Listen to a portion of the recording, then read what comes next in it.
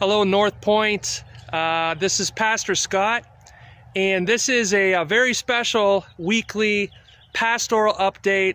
I say it's special because it's taking place on Good Friday. Though I am filming this a little bit earlier, it's Monday afternoon of Holy Week, and I'll tell you why that's significant in just a bit. But this is going to be a different pastoral update. Just like this is really a different time in the life of the church, isn't it? Good Friday, Maundy Thursday, Palm Sunday, and we'll have Resurrection Sunday this coming Sunday. But everything's different because we're all kind of stuck in our homes and everything, aren't we? Well, I'm actually here filming in the Wayland Cemetery, surrounded by death. And as I walk past all of these grave markers, tombstones, I'm reminded that at some point, very real people stood at these sites and grieved the loss of a loved one. Some of you know this about me. Some of you don't know this about me.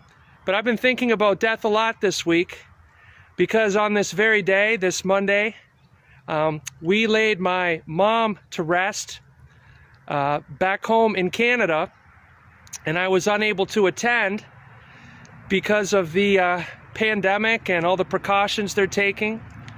My mom died within the past week after really only being diagnosed with late-stage pancreatic cancer maybe a week ago.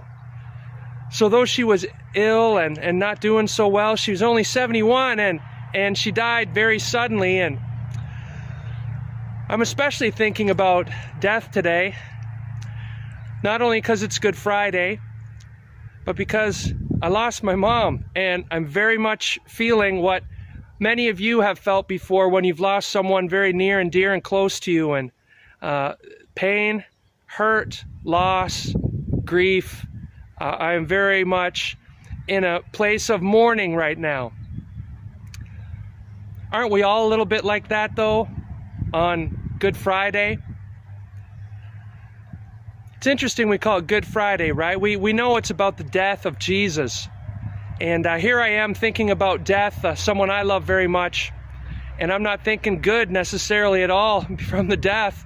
At least some of the feelings I have of loss certainly don't feel good. So how is it on this Good Friday, when we remember the death of Jesus, can we ever call it good? Well, I can call it good, and I'm very thankful for it. Jesus said in John 15:13, you want to know what real love is? It's this. It's to lay down one's life for one's friends. How can death possibly be good? How about if one death can save the death of many people over? That's the crux of sacrifice. That's when death can be good. Even though it can still hurt, even though it can be uncomfortable and painful, it can be good when sacrifice is at its core. This is what Jesus' death was for us. It was sacrificial. Jesus himself laid down his life for us, his friends, because he cared for us and he didn't want to see us have to die. See, on the one hand, death is the most natural thing in the world. Everybody is going to eventually die. But on the other hand, I want you to understand it's the most unnatural thing in the world. God never created us to die. He created us to live with him in paradise forever. Death came as a curse or as a result of the sin that Adam and Eve did, and later that all of us would do. So it's very unnatural. So the fact that Jesus would choose to come to earth and not only live amongst sin, but then to die, to lay his life down for each and every one of us. I don't know about you, but just like that old Easter hymn goes, Were you there when they crucified my Lord? Were you there when they nailed him to the tree?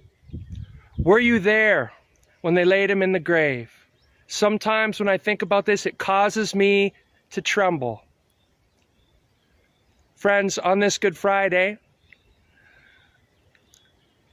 I would like us to contemplate and sit a little bit in the uncomfortableness, in that which causes us to tremble, and that's the death of Jesus.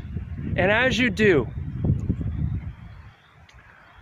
I hope, if anything, you are pointed towards the incredible love that he has for you.